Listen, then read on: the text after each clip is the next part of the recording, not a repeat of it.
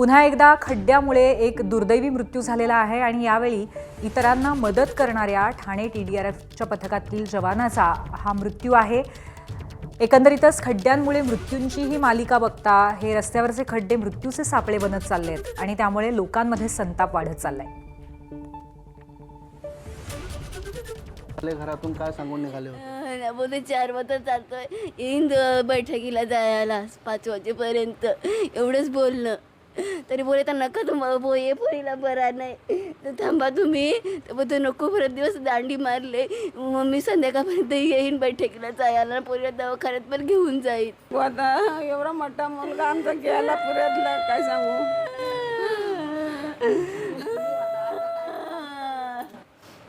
पोरींच्या भविष्याचा त्याच्या आता आम्हाला त्या पोरींच्या आता मोठे बारकाले त्याच्या भविष्याचं त्या कामामधून त्याचे काय भेटलं चांगला होईल।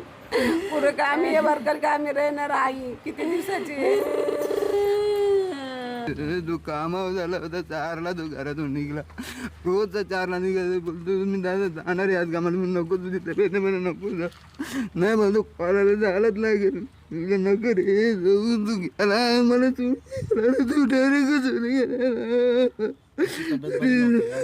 बरोबर नव्हती त्याची तब्येत बरोबर नव्हती। त्यांच्या मुलींचं भविष्य या झालं पाहिजे, तिला पण कामाला लावून घ्या। ती छोटी मुलींना कशी वाढवेल, कशी हे करील।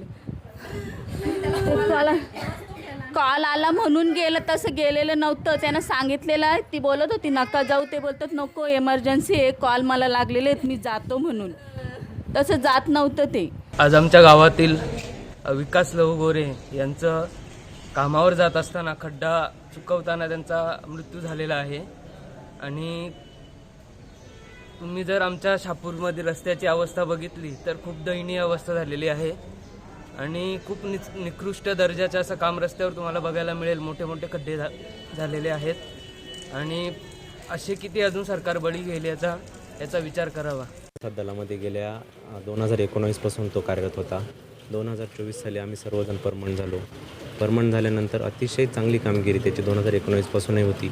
24 नंतर आम्ही परमनंट झालो, तेव्हाही त्याची खूप चांगली कामगिरी त्यांनी केली आणि आत्ताच भिवंडी इमारत दुर्घटनेमध्ये तो आमच्यासोबत कार्यरत होता। त्या ठिकाणी त्यांनी 10 डेड बॉडी ढिगाऱ्याखालून बाहेर काढण्यातही त्याचं मोलाचं सहकार्य त्या ठिकाणी आम्हाला लाभलं आणि आज तो कामावरती येत असताना दुर्दैवी अपघात होऊन त्याचा मृत्यू झाला। त्यामुळे खड्ड्यांचे जे बळी आहेत त्यांच्या नातेवाईकांचा हा जो आक्रोश आहे तो आता सरकारपर्यंत आणि प्रशासनापर्यंत पोहोचावा अशी इच्छा आहे। दरम्यान खड्ड्यांचा बंदोबस्त करण्याची मागणी मनसे नेते अविनाश जाधव यांनी केली आहे, तर काँग्रेस नेते हर्षवर्धन सपकाळ यांनी प्रशासन आणि सरकारवरच सदोष मनुष्यवधाचा गुन्हा दाखल करावा अशी मागणी केली आहे। जर आज एक तरुण मुलगा आज खड्ड्यात पडून गेला, काल एक महिलेचा मृत्यू झाला, नाशिकमध्ये 4 लोकांचा मृत्यू, सरकार आहे कुठे? आमच्या ठाण्याचे पालकमंत्री आहेत कुठे? आज जर एवढ्या लोकांचा मृत्यू होत असेल आणि तरी सुद्धा जर पालकमंत्र्यांना जाग येत नसेल, सरकारला जाग येत नसेल, बांधकाम मंत्र्यांना जाग येत नसेल, तर आम्ही प्रश्न कोणाला विचारायचे की तुम्ही फक्त खासदार आणि आमदार बोलण्याच्याच पाठी राहणार आहात? आज जी काही भिवंडी रोडची परिस्थिती आहे, तुम्ही भिवंडी वाडा रोडला गेलात तर लोक बोटी घेऊन तिथे आंदोलन करतात, पण तरी सुद्धा जर प्रशासनाला जाग येत नाही आणि हा वर्षानुवर्षात लोकांचा हा प्रश्न आहे। सरकारवर, मुख्यमंत्र्यांवर आणि प्रशासनावर सदोष मनुष्यवधाचा गुन्हा दाखल केल्यास योग्य राहील असं या निमित्ताने म्हणणं हा काही राजकीय आरोप होणार नाही, वस्तुस्थिती आहे। कारण जनतेच्या टॅक्समधून आलेला पैसा हा योग्य विनियोग जर झाला नाही तर अधोगती होते, प्रगती तर दूरच राहिली आणि विकास तर दूरच राहील। विकासाचं नाव सांगून देवेंद्र फडणवीसांनी महाराष्ट्रामध्ये मोठा गोंधळ घातला आहे, मोठा भ्रष्टाचार केला आहे। आणि सध्या नाशिकमध्ये रस्त्यांवरच्या खड्ड्यांमुळे रंगलेलं हे राजकारण पालकमंत्री पदापर्यंत सुद्धा येऊन ठेपलंय। नाशिकमध्ये गेल्या काही दिवसांमध्ये खड्ड्यांचे अनेक बळी गेलेत, त्यामुळे संतापलेल्या मंत्री छगन भुजबळांनी गिरीश महाजनांवरती तोफ डागली होती। आता तर छगन भुजबळ यांना पालकमंत्री करून नाशिकला खड्ड्यातनं बाहेर काढा अशा आशयाचे बॅनर्स झळकले गेलेत। त्यावरून नाशिकच्या पालकमंत्री पदाची चर्चा पुन्हा एकदा ऐरणीवर आली आहे। त्यावर भुजबळ साहेब ज्येष्ठ आहेत, त्यांच्याविषयी लोकांच्या भावना समजू शकतो, पण निर्णयाचे सर्वाधिकार मुख्यमंत्र्यांना आहेत असं वक्तव्य गिरीश महाजनांनी केलंय। तर भुजबळांनी नाराजी व्यक्त करत बॅनर्स काढायला लावलेत।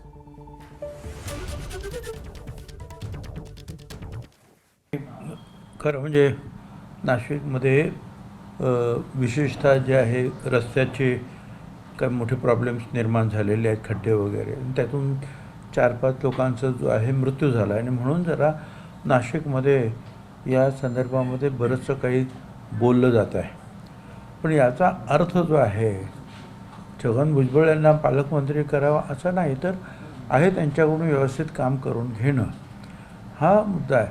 अर्थात ज्यांनी हे बोर्ड्स लावलेले आहेत, फ्लेक्स लावलेले आहेत, त्यांच्याकडे मी नापसंती व्यक्त केलेली आहे आणि ताबडतोब ते फ्लेक्स जे आहेत माझ्या नावाचे ते काढायला सांगितलेले आहेत. भुजबळ साहेब सिनियर आहेत, ज्येष्ठ आहेत, निश्चित त्यांच्या भावना मी समजू शकतो त्यांच्या लोकांच्या.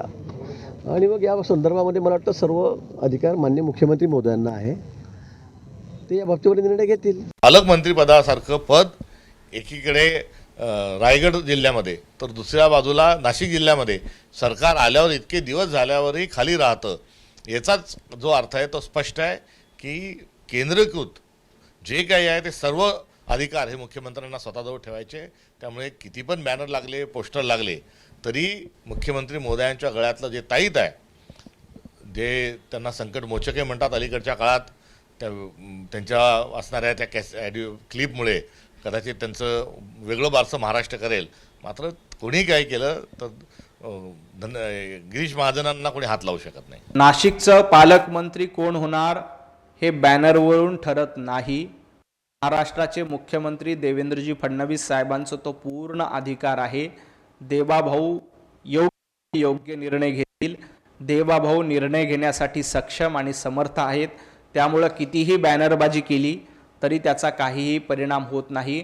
बॅनरबाजी करून पालकमंत्री आणि मंत्री झाले असते तर महाराष्ट्रामध्ये हजारो पालकमंत्री असते आणि हजारो मंत्री असते.